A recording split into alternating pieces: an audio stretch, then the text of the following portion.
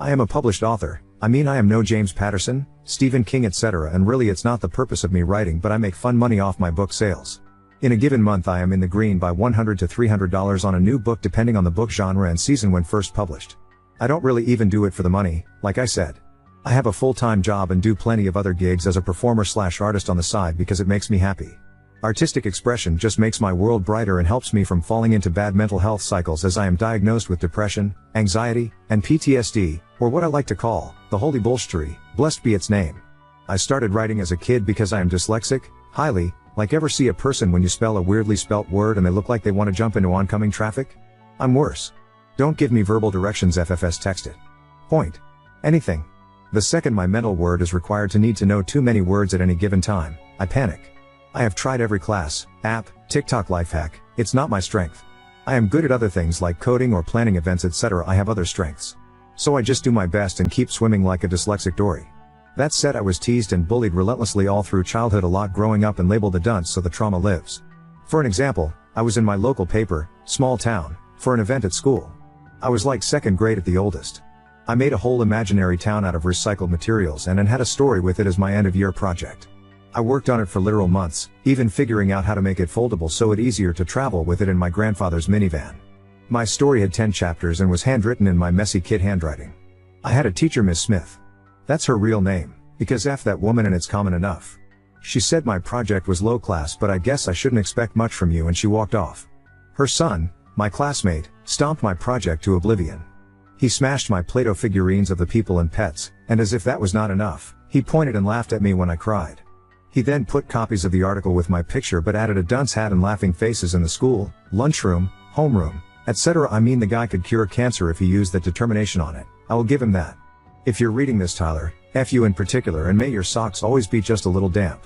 I was unlucky enough that when I moved, Tyler's mom happened to as well, so guess who had the privilege of that GEMS company for 3 grades? Tyler shoved me lockers in the 4th grade. He called me dumb every day. In 5th grade I was called dumb and fat. I was an underweight child. So fast forward and I am now in my early 30s, still dyslexic as hell. I live in a different state. I have a life and learned ways to deal with my weird brain and function. I moved on from childhood trauma, therapy, etc., etc. There is a guy I liked, Brian, and Brian seemed to like me too, so we decided to do non-date causal hangouts to see if we vibe enough to consider dating. His words, an idea. We hung out one-on-one for several instances, but once he was super late, so I had my laptop out. He saw me when he arrived and asked what I was doing, and I sheepishly responded I was working on my next book. He inquired more and I told him I published my first when I was 17 and have published at least one every year since then, and told him of Ms. Smith and Tyler and more horror stories I won't get into as this is now a novel itself, lol, but that it spurred me to prove them wrong and beat this weird stereotype that neurodivergent folk are dumb, etc. He asked to read it, and I said no. I use a pen name on purpose as those Amazon reviews can make you want to yeet your own soul from your body, so I keep it separate from everyday life. Well, turns out if you know me and my nerdy joys, my pen name is easy to guess. From there it's easy to find because I mentioned Amazon, and let's just say my bio makes it pretty clear. At our next meetup he asked me if I was said author and my shocked Pikachu face told him everything, so he started reading the series. He came back the next time we met to laugh and say, I see why you don't put your name on your works. Don't quit your day job. Your writing sucks. And he placed a copy of one of my books down on the bar. I couldn't help but drop my shoulders. He was laughing and talking, not seeing my expression, and kept saying how he wasted hours of his life in FFS. Someone take my laptop, as it might be a lethal weapon meant to kill us all with boredom. Turns out he's not into mysteries or fantasy. I said that maybe it's just not his genre, and he said it wasn't, but an our word, 3rd grader could have done better, and it's a good thing I'm good at my job. It was then that I could see he actually took in my expression, and he backtracked.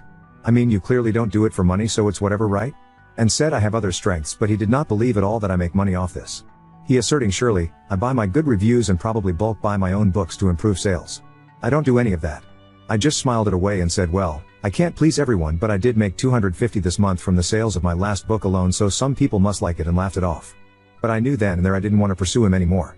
When he texted to see if I planned our next hangout, I was honest and texted back that I wasn't interested, and said that while I can take a note or any criticism, the way he went about it was hurtful, and I don't want to be with someone who treats me that way for a hobby, that we are different people but I would like to remain friends, as otherwise we get on well, but nothing more. He went off on me saying I picked the wrong time to lash out as he was having a bad day and now I've made it worse, and that I am so rude and petty to be mad at honest criticism. He said that if I am so sensitive over honest opinions, good luck finding anyone who would want my dumb, since looks are all I have with makeup and work and nothing between the ears. I blocked him, but we have a mutual friend group and almost all of them have been asking me what's going on and that I broke his heart. I was thinking, what? How? They said he's been depressed and asking about me and figured out I blocked him on everything and wants to give me a birthday gift. My birthday party passed last week and I didn't invite him. My friends are saying we are adults and this is immature. I mean, I am not a saint and I have toxic traits too, but I don't want to be with someone who criticizes me and my work that way and treats me like Bantha Poodoo. Am I crazy? Update 1. Hi, so for anyone who cares to know, Brian told all our friends that I rubbed my achievements in his face and called him an idiot. I never said anything like that. He told them also about my post, so he found it somehow and started telling everyone that I am trying to slander him as girls can ruin a man's reputation by snapping her fingers, and suggested my next move would be to say he assaulted me. Some of our friends came at me hard saying I was bullying him and trying to ruin his rep, and all he did was asking a girl he liked out for drinks and that I need to apologize and just suck it up and go to drinks with him. They since have either outright not invited me out with the group or disinvited me to events, and it was really hard to accept. I was really confused, because he was the one who made fun of me, and I wrestled with myself going over every talk again and again, wondering if I inadvertently said or did something to upset him. It wasn't until I checked our text and message history that it occurred to me to send the screenshots, as he called me a moron, and then when I rejected him he called me fat, desperate, and stupid. And there were more such messages after he found my book series. So I took screenshots and sent it to my friends and they were shocked. Apparently, according to Brian, my outwardly sweet demeanor hides my judgmental and cruel side, and that I strung him along and called him a loser when I told him I wasn't interested in dating him. I even pettily went back before all of this and screenshot some of his rude or mean texts he made. And I screenshot my actual rejection text and his response and sent that along as well. Now the tides have shifted and most of our friends think he was the and 2 of our friends are saying I am sending my choice of screenshots to make him out to be a villain and that they have seen the real screenshots of me bullying him. I asked them to produce such screenshots, but they refused and said I wouldn't be worried about them if I was innocent, as some sort of gotcha. I feel really bad as I wanted to stay friendly, but I can never look at him with any semblance of respect anymore. I am glad it's cleared up with my friends, sans the 2 holdouts, but they are now also on the outs with the group, so things are looking back to normal. I have my first publishing party for my next book and everyone is invited but them. Weird way it all ended, but oh well. Update 2. I had opted to ignore Brian and any attempt he made to get a rise out of me. He apologized to the group but then said he was forced to or be ostracized.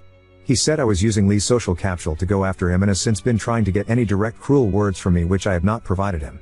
After a month I can list my top 5 favorites. 1. Going to places I also frequent and sitting nearby me no matter how much available seating there is elsewhere, or me moving my usual spot leagues away, and he will loudly have phone call talking about the BTCH who broke his heart because women are so sensitive too. Getting an alt account on nearly all social media to find me and follow my accounts which are public, as a workaround my blocking him, to comment reviews on any of my art, books, acting, modeling, doesn't matter, he will comment a reason I suck, and then will simply make a new account when I block the last one and delete his comments. 3. Anytime the group chat pops off with invites to events and I say I'm going, he will reply to that with my GF is the kindest person but I don't think she'd like me hanging out with you, etc. And if I don't reply to invites until he will say it's a good thing I'm not coming because of his GF, or that now he can't come because if I come his GF will be upset I'm hanging with an ex. We never dated. When any of us ask who his GF is he says she's shy and he will introduce her eventually, etc. 4. I am speaking at a conference and got excited and shared in the group chat and everyone congratulated me, but he said that was okay but not newsworthy, and then looked up the conference and saw I have a relative also presenting and suggested that is how I got the spot and not on my own merit. 5. Revealing this Reddit name to the friend group and linking my first post as proof I bully him despite not speaking to him, not naming him, and leaving put most if not all identifying info about him. He's insisting I edited out the worst parts and I can't prove I didn't, so whatever. So all of that has been happening, and yes, I unblocked his phone number only because it was screwing up what I was seeing in the group chat and I got lazy and didn't figure it out. Plus he doesn't text me directly anymore anyway. Well, about a week ago, I went up to house sit for my parents, a small drive away from my own home, and was due to stay for about a week. I only told the few friends in the group that didn't side with Brian the first round of BS. I used this time to go to war, and then spend my non-working hours on my book, and I came up with a new pen name. I decided to revamp the whole fictional universe I created and was excited after I designed the cover for my next book. I shared it with all in the group but him and his 2 flying monkeys, but he found out about it anyway and flipped out in the group chat saying I was trying to show off again and that I was trying to steal his spotlight, as we all know damn well he is publishing his first book on Amazon this summer, and me publishing mine at the same time with my fancy cover etc. was just another form of bullying. He akined it to if in war white at his wedding. I have to honest here. I had enough. I put up with this behavior for months now. So I flat out said he never mentioned a book to me, and shared a screenshot of calling writing the profession for the R word, but unlike sharing the screenshot before, I didn't blank out the word. What a difference a word can make.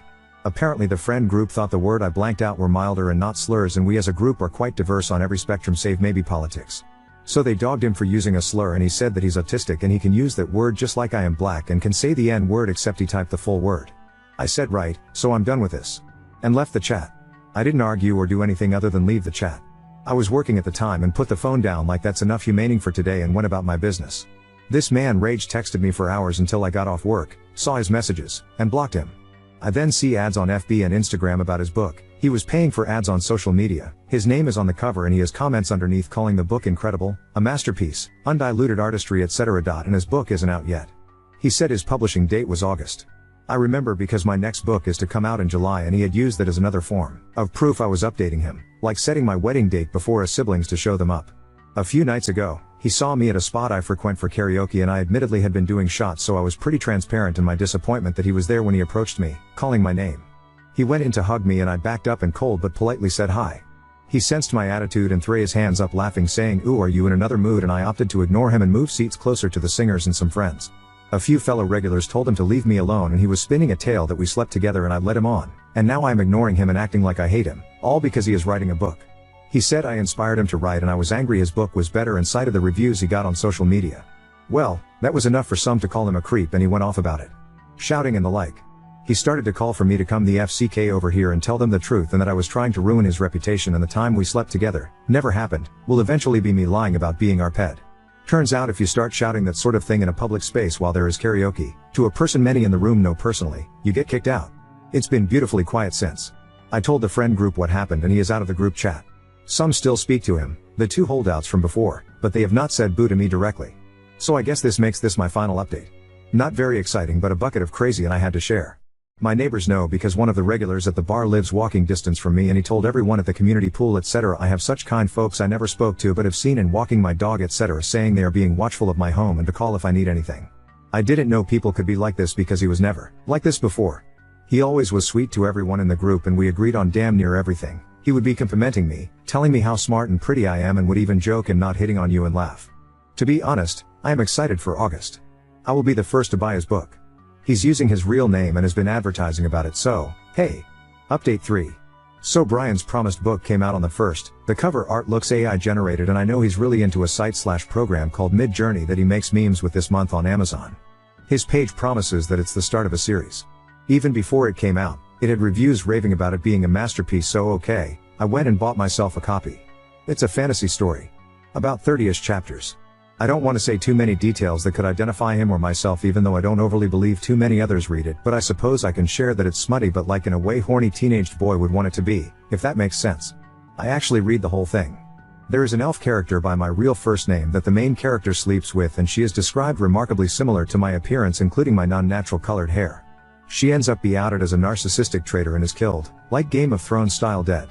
I talked to some friends that know the both of us about it and even brought the book and we spent a good chunk of time reading pieces of it over drinks and my friends agree it's a rage write. They even pointed out other characters named and given the vague appearance of other people Brian knows or has talked about and the ones we know he doesn't like, such as our friend group that cut ties with him, all have something awful done to them and characters with the names of his two friends that sided with him. Still waiting on those screenshots and proof I bullied this man, guys, became rulers in this fictional land and were portrayed as heroic I'd kicks to the main character that has his real name and of course is the hero of the story. It had several plot holes and I'm not trying to be mean, but it didn't have an editor and it showed. I promised I am not trying to be cruel about this because the dude did write a book and I know from personal experience that in and of itself is a hell of a feat. It's hard and at times infuriating and it takes a lot of dedication and time. I'm not trying to belittle his efforts at all, fair play to that, but it's quite clear it was rushed. The chapters vary in length with some being super weirdly short and choppy and others being super long and wordy. If you write a book, have it edited. Trust me on this. I'm a wordy person too, if you haven't noticed Lamau, plus my brain has a hard time with typos and the like. You don't want something out there not read over at least once at the very least by someone you know to check for these issues. Brian saw me about a week ago out and about and he'd be lying to me, I mean he was zeroed in on me. I knew what was happening before he even opened his mouth. He needed to talk about his book. He was so nice to me it was actually uncomfortably nice but I can't explain the look in his eyes. He hates me. He launched into the whole story that he wrote a book too and it was so easy and it's selling really well, probably better than mine. His exact wording, because it was such an obvious jab I couldn't forget, was yeah I was so surprised I think I have like double your numbers or something. Maybe it's how I marketed it or something. Maybe you should try, and he went on to give me tips that I so clearly needed. Then it was time for him to hand me a copy to give it a read. I told him, oh I have a copy. I bought it as soon as I could. He looked shocked at that and I said that I of course wanted to support other authors and he was like you did, huh? Where is it? And I said I let a friend borrow it and he handed me a copy in a way alluding to the fact that he figured I was lying or being sarcastic. I had previously taken a picture to send to a friend via text, so I showed him the photo on my phone of his book on my coffee table, and he sort of glossed over that with a "well, now you have an extra so your friend can keep the other one." I thanked him and turned to move on with my day, but he sort of moved in my path and asked me if I read it and then what I thought of it. I shrugged and he had this grin and muttered, loudly, "Yeah, I thought you'd act that way, but I just kept moving." A mutual friend sent a screenshot of his Facebook post that he posted that evening of how jealous people are so funny and pathetic and that his book has record sales. The same friend then commented on the post asking for a pic of the dashboard that would show said sales, and he commented a photo I sent in our old friend group chat of my sales from several months ago when I got a bump in sales. So my friend took the time to scroll back in the chat, screenshot that part showing it was mine, and commented it under that, which caused a lot of drama in the comments. People went from congratulations to WTF quick, and Brian deleted the entire post and blocked my friend.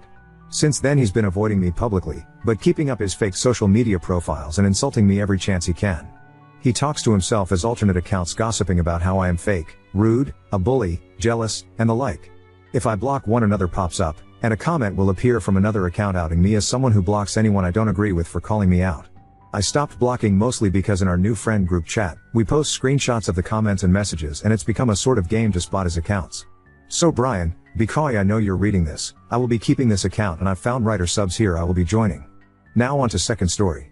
Husband wants his ex-wife to be our daughter's primary caretaker instead of daycare, but I'm firm on maintaining our boundaries. My husband, 38 male, is trying to convince me, 28F, to have his ex-wife be the primary caretaker for our daughter instead of utilizing daycare when we return to work. Our daughter will be 3 months old when my maternity leave ends, and the plan has always been for her to go to daycare. We have read reviews and interviewed the director at the daycare, and up until about a month before our daughter was born he seemed satisfied with this arrangement. Around the 7-month mark of my pregnancy, my husband got the idea that we should ask his ex-wife to watch our daughter instead of utilizing daycare. We have a very positive co-parenting relationship with her and have never had so much as an argument. We all work together to do what's best for their son, M8. While we have a great co-parenting relationship, I'd like to maintain the current boundaries we have in place. To me, having to drop our daughter off every day and pick her up before and after work has potential to blur lines and create an arrangement I'm simply not comfortable with. While I understand this would likely save us money and give him peace of mind with personally knowing who will be watching our daughter, I don't think it is something I will ever be entirely okay with. He insists I need to put my ego aside and take emotions out of my decision making to choose what's best for our daughter. This arrangement would also require him to alter his work schedule significantly and require either one of us to take off work when she or their son is ill, not to mention we would have to plan summer vacations around her schedule as well. Maybe I am more comfortable with the idea of daycare since I was in one until roughly 5th grade and still maintain contact with the teachers I had while there. I just want to maintain boundaries, so am I the asshole for not wanting my husband's ex-wife to watch our daughter full-time when we return to work? Update 1. After showing my husband the post I made here on Reddit, he seemed genuinely surprised with the overwhelming number of people that were siding with me on this. After reading through comments, we had a very cordial conversation about why he feels his ex would be a better option than daycare. He went on to explain that he was often watched by his father's ex growing up and that he felt it created a village for him to rely on as a kid. With his ex watching our daughter, he feels we would eliminate risks associated with daycare, and this would allow our daughter to have the undivided attention of one individual. Thanks to this post, he was much more willing to hear me out and ultimately left the decision up to me, but still made his opinion on daycare very clear. After our argument the other night, I gave in to a certain extent and told him to reach out to his ex to see if this is something she would even want to do. While she wasn't opposed to it, she wasn't necessarily jumping at the opportunity either. She seemed indifferent and more like the money would be beneficial, but wasn't going to be offended if we chose daycare at the end of the day.